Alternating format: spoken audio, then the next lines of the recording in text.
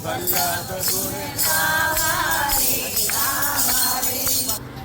શહેરના અડાજણ વિસ્તારમાં એક અનોખી પહેલ દ્વારા ગુજરાતી સંસ્કૃતિ અને ભક્તિ પરંપરાને ફરી જીવંત બનાવવાનો પ્રયત્ન કરવામાં આવી રહ્યો છે. 15મી સદીના પ્રખ્યાત સંત કવિ નરસિંહ મહેતા દ્વારા રચાયેલા પ્રભાતિયાઓ આજે પણ ભક્તિનું પ્રતીક માનવામાં આવે છે, પરંતુ આધુનિક જીવનશૈલીમાં ખાસ કરીને શહેરી યુવાનો આ પરંપરાથી દૂર થતા જાય છે.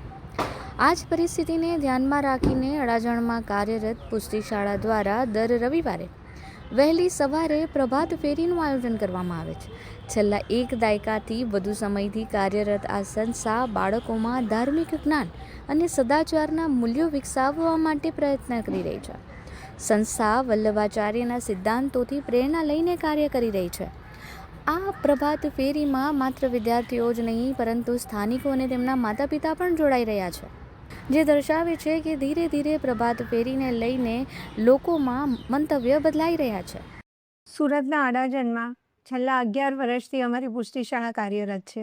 જગતગુરુ શ્રીમદ વલ્લભાચાર્યજીના આશીર્વાદ અને માર્ગદર્શન હેઠળ બાળકોમાં પુષ્ટિ માર્ગના સંસ્કાર અને જ્ઞાનનું સિંચન કરવાનો એક નાનકડો પ્રયાસ છે.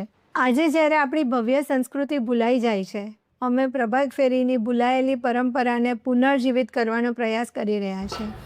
આ પ્રભાત ફેરીમાં શાળાના વિદ્યાર્થીઓ, તેમના માતા પિતા અને સ્થાનિક રહેવાસીઓ ખૂબ જ ઉત્સાહપૂર્વક ભાગ લે છે. પ્રભાત ફેરી વહેલી સવારે નીકળતી હોવા છતાં મોટી સંખ્યામાં લોકો ભેગા થાય છે.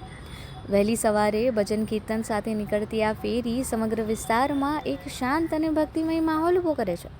આ પ્રયાસ માત્ર ધાર્મિક પ્રવૃત્તિ પૂરતો મર્યાદિત નથી, પરંતુ સામાજિક એકતા અને સંસ્કૃતિ પ્રત્યે જાગૃતિ લાવવાનો પણ મહત્વનો પ્રયાસ છે. આયોજન સાથે સંકળાયેલા કાર્યકર્તાઓનું માનવું છે કે પ્રભાત ફેરીનો મુખ્ય હેતુ લોકોમાં વહેલી સવારે જાગવાની અને આધ્યાત્મિકતા તરફ વળવાની પ્રેરણા આપવાનો છે. ખાસ વાત તો એ છે કે આ પ્રવૃત્તિમાં કોઈ પણ જ્ઞાતિ, જાતિ, સમાજ કે પંથનો ભેદભાવ રાખવામાં આવતો નથી. દરેક વ્યક્તિને આ ભક્તિમય યાત્રામાં જોડાવા માટે આમંત્રણ આપવામાં આવે છે, જેથી સમાજમાં એકતા અને સહકારની ભાવના જન્મે. 15મી સદીમાં શ્રી નરસિંહ મહેતાએ જેમ પ્રભાતિયા ગાઈને સમાજને જગાડ્યો હતો, એ જ રીતે પ્રભાત ફેરી દ્વારા અમારો એક સમાજને જગાડવાનો પ્રયાસ છે. દર રવિવારે સવારે બાળકો અને વાલીઓ દ્વારા સુરતના અડાજણ વિસ્તારમાં આ પ્રભાત ફેરીની શરૂઆત કરવામાં આવી છે.